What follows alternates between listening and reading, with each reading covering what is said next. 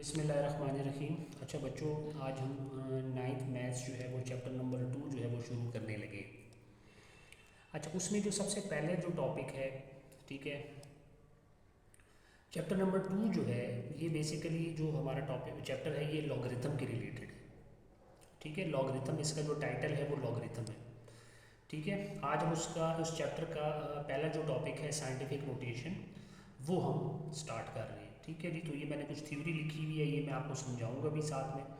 ठीक है जी, तो ये मैंने उसका कोई एक छोटा सा नोट भी लिख दिया है ताकि जो है ना आपको ये चीज़ समझ में आए।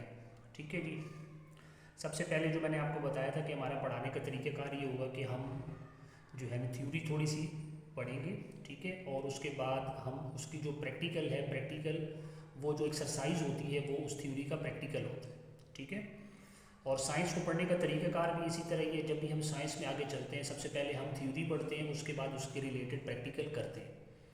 ठीक है, तो सबसे पहले जो हमारा तरीक़ाकार है यहाँ पे भी हम वही तरीका अडॉप्ट करेंगे। सबसे पहले हम थ्योरी पढ़ेंगे और फिर एक्सरसाइज के क्वेश्चंस और एग्जांपल्स वगैरह करेंगे। ठीक है, एक्सरसाइज के क्वेश्चंस जो होंगे वो ऐसे हैं जैसे आपका वो प्रैक्टिकल है। ठीक है जी, तो साइंस को इस तरीके से पढ़ा जाता है। ठीक है जी, तो मैथ्स भी चूँकि साइंस ही है इसलिए हम इसको भी इस तरीके से पढ़ रहे होते हैं। अच्छा, नॉर्मल जो टीचर्स होते हैं वो क्या करते हैं बच्चों, वो आपको सिर्फ और सिर्फ एक्सरसाइज के क्वेश्चंस बता देते हैं। ठीक है, मतलब आपको प्रैक्टिकल करवा देते हैं। ठीक है, तो आपको थ्योरी नहीं पढ़ाते। तो उसमें मसला ये होता है कि भाई अगर फॉर एग्जाम्पल कोई किताब चेंज हो जाती है, ठीक है जी, तो फिर बच्चों का जो उनका जो कॉन्सेप्ट है वो आगे पीछे हो जाता है। तो इसलिए हम क्या करेंगे कि हम सबसे पहले थ्योरी पढ़ेंगे और उसके रिलेटेड जो प्रैक्टिकल होगा भी, जो उसके रिलेटेड क्वेश्चंस होंगे उनको हम सीखेंगे। ठीक है जी। अच्छा, तो हमारा जो आज का पहला टॉपिक है वो है जी साइंटिफिक नोटेशन।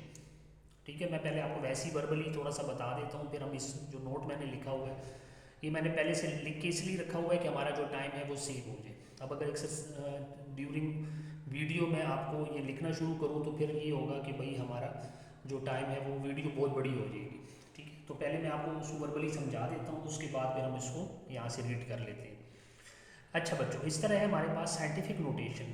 साइंटिफिक नोटेशन का मकसद क्या है जब हम साइंस पढ़ते हैं, ठीक है जी, साइंस पढ़ते हैं या कोई भी हम काम करते हैं, कोई टेक्निकल वर्क कर रहे होते हैं, तो हमारा वास्ता पड़ता है कभी कभी बहुत बड़ी वैल्यूज़ के साथ, कभी कभी बहुत स्मॉलर वैल्यूज़ के साथ हमारा वास्ता पड़ता है। क्योंकि हम साइंस पढ़ रहे हैं, मुख्तलिफ़ किस्म की मेजरमेंट्स हम कर रहे होते हैं, तो वहाँ पे बहुत ह्यूज वैल्यूज़ के साथ भी हम डील कर रहे होते हैं, बहुत स्मॉलर वैल्यूज़ के साथ भी डील कर रहे होते हैं। मिसाल के तौर पर हम यहाँ पे मैंने एक एग्जांपल के तौर पर लिखी हुई है कि भाई फॉर एग्जांपल 1 गैलन जो वाटर का होता है उसके अंदर जो वाटर मॉलिक्यूल्स होते हैं उसका ये फिगर है। ठीक है, ये उसकी ये वैल्यू है। ठीक है, वाटर मॉलिक्यूल्स 1 गैलन जो है के अंदर उसके इतने वाटर मॉलिक्यूल्स होते हैं। अब ये नंबर ज़रा चेक करें, ये कितना बड़ा नंबर है। ठीक है, कितना बड़ा नंबर है। इसमें अगर फॉर एग्जांपल 1 0 या 2 0 मिस हो जाए तो कितनी, मतलब ये कि एक बहुत बड़ी गलती हो जाती है, बहुत बड़ा ब्लेंडर हो जाता है। सिमिलरली हमारे पास जो पानी का जो मॉलिक्यूल है उसका जो डायमीटर है, ठीक है, उसका जो डायमीटर है वो इतने मीटर्स है। ठीक है, तो ये देखिए इसमें भी अगर एक आध जीरो जो है वो कम हो जाए तो देखो वैल्यू पे कितना ज़्यादा इफेक्ट पड़ जाएगा।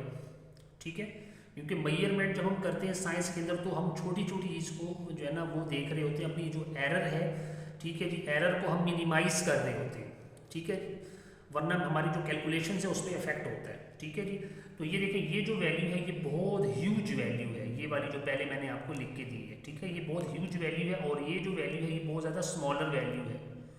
ठीक है बच्चों, ठीक है, अब इन वैल्यूज़ के अंदर अगर फॉर एग्जांपल कोई जीरो मिस हो जाए या फॉर एग्जांपल कोई एक जीरो एक्स्ट्रा डल जाए तो हमारे पास जो कैलकुलेशन है वो बहुत बैडली इफेक्ट होता है। इसलिए हम क्या करते हैं, ये है हमारे ऑर्डिनरी नोटेशन है, नॉर्मल नोटेशन, जिसमें हम नॉर्मल नंबर्स को लिख रहे होते हैं।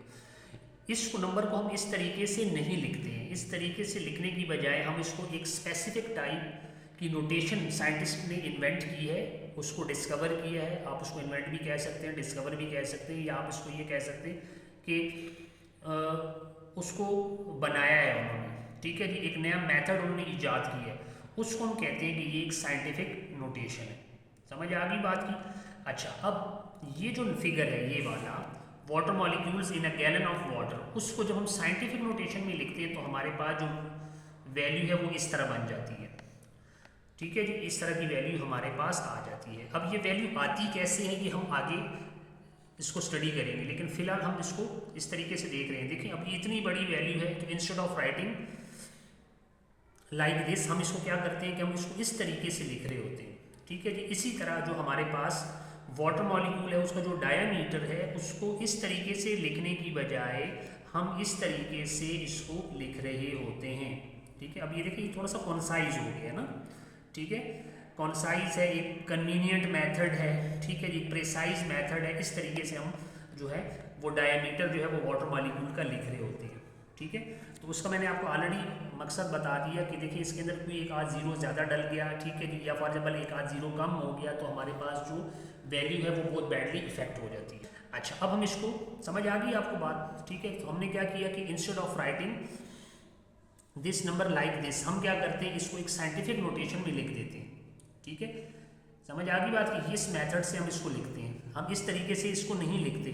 ठीक है, इस तरीके से इसको लिख रहे होते हैं। तो ये जो नोटेशन है जो साइंटिस्ट ने इन्वेंट की है, इजाद की है, उसको हम कहते हैं कि ये साइंटिफिक नोटेशन है।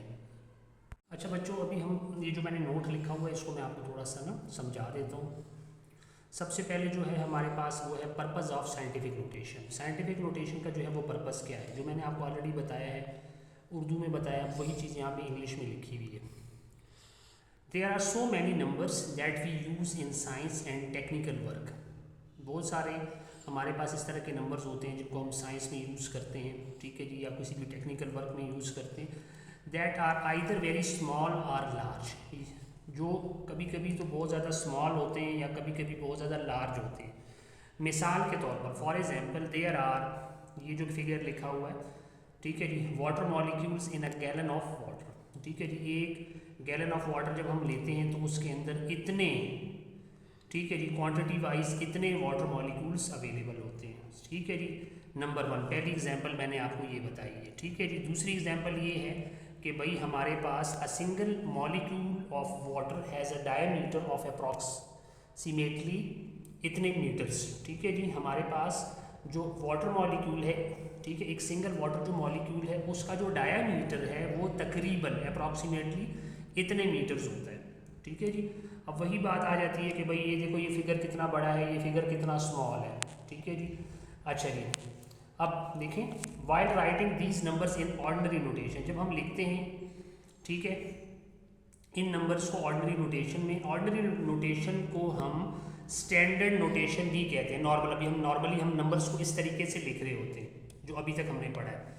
There is always a chance, ठीक है, चांस होता है ऑफ मेकिंग एन एरर, गलती के चांस होता है कि किस चीज़ का, बाई ओमिटिंग अ जीरो, एक जीरो कहीं पे कम रह जाए। ठीक है, or writing more than actual number of zeros. ठीक है जी, या फॉर एग्जांपल आपने जो एक्चुअल नंबर ऑफ जीरो है उससे एक आध जीरो आपने ज़्यादा डाल दी है।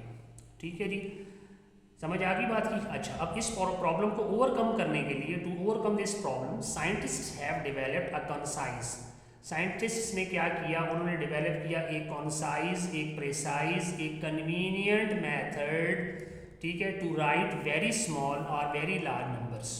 ठीक है जी, जो इतने छोटे छोटे नंबर्स होते हैं जिस तरह ये है, ठीक है जी, वाटर मॉलिक्यूल का डायमीटर है, ठीक है, या वेरी लार्ज नंबर जिस तरह ये, ठीक है जी, एक गैलन ऑफ वाटर में कितने वाटर मॉलिक्यूल्स होते हैं, बहुत ह्यूज फिगर है। ठीक है जी, एक प्रेसाइज, एक कॉन्साइज और एक कन्वीनियंट मेथड उन्होंने डिस्कवर किया। ठीक है, और उसको उन्होंने नाम दिया scientific notation, that is called scientific notation of expressing an ordinary number.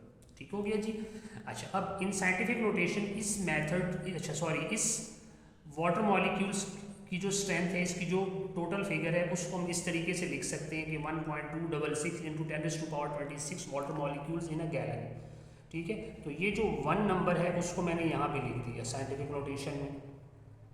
ठीक है जी, और इसी तरह जो वाटर मॉलिक्यूल का जो डायमीटर है उसको मैंने साइंटिफिक नोटेशन में इस तरह लिखा 3.0 into 10⁻10 diameter of water molecule.